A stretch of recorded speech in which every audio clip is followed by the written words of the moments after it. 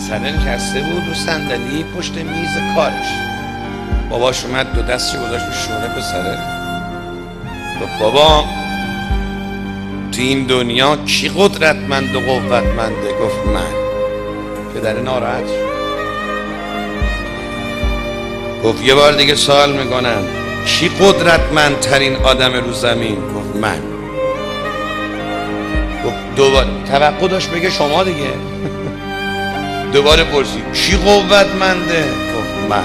بابایه عصبانی شد، رفت دم در وایساد و گفت یه بار دیگه سوال میکنم قوتمندترین و قدرتمندترین مردم تو دنیا کیه؟ گفت شما.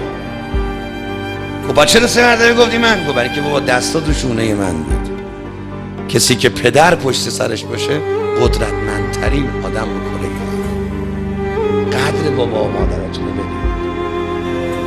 یک خدا نکنه آدم کارش به جایی برسه بره سر قبر باباش بشینه 10 منم اشک بریزیم فایده دیگه نداره. تا زنده هستن حلواشون کنید. قدر این باباهاتون رو بدونید بچه.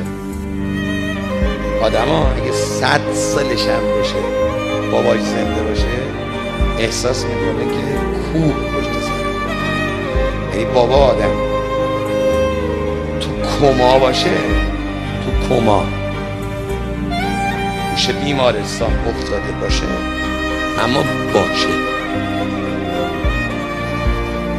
همین چی میگه؟ بابا آدم ها تو کما باشه اما باشه.